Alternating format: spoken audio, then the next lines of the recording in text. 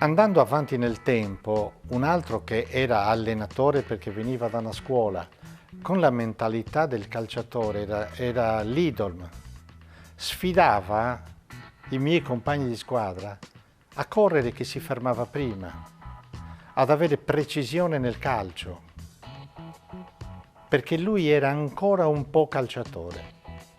Quindi in quel periodo gli allenatori erano ex calciatori, non venivano da una scuola, non venivano da una preparazione importante. Una cosa che adesso fa inorridire, Silvestri, che è stato per Cagliari un grande allenatore, in agosto, in ritiro, non devi bere, ti devi abituare a soffrire.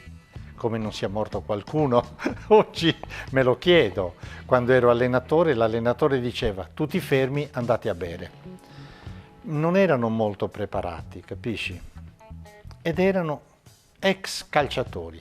Quella è una cosa che io ricordo con terrore, però ci eravamo abituati. Ancora oggi dei calciatori di quel periodo bevono un tanto d'acqua così, gli farà malissimo.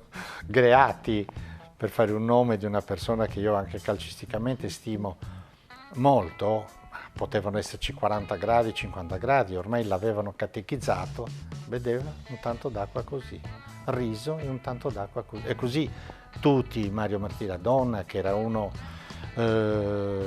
maniacale, lui si pesava ogni giorno per vedere se era aumentato un grammo.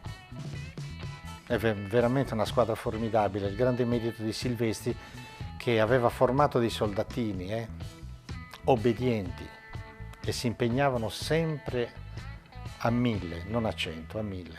Formidabile come allenatore, però ex giocatore.